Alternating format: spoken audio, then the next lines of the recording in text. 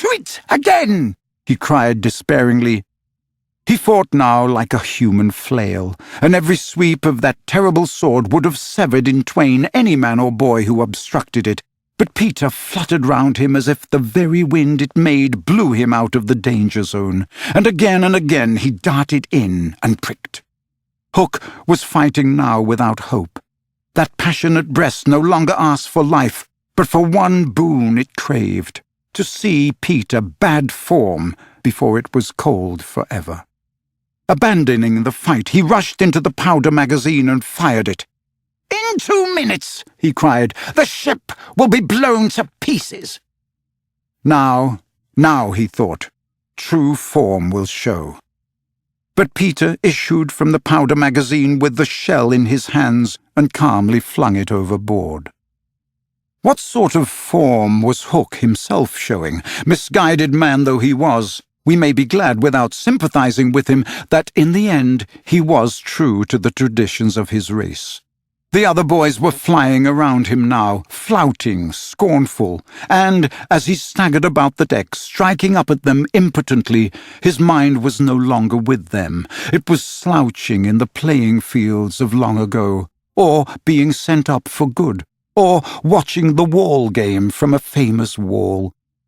And his shoes were right, and his waistcoat was right, and his tie was right, and his socks were right.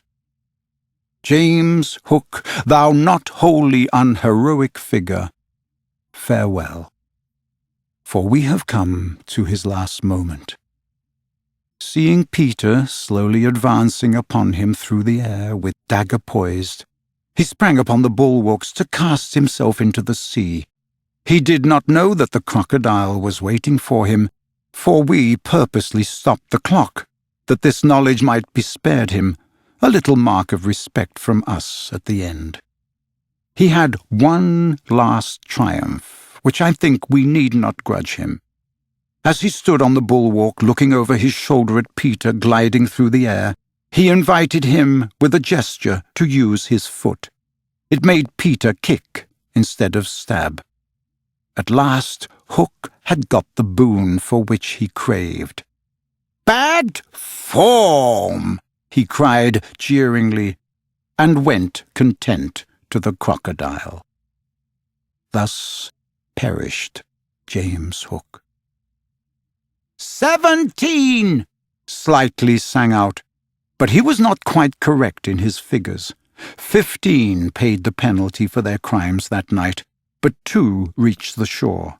Starkey to be captured by the Redskins, who made him nurse for all their papooses, a melancholy come-down for a pirate, and Smee, who henceforth wandered about the world in his spectacles, making a precarious living by saying he was the only man that Jazz Hook had feared.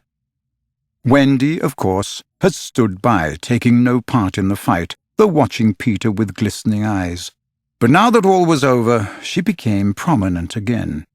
She praised them equally, and shuddered delightfully when Michael showed her the place where he had killed one.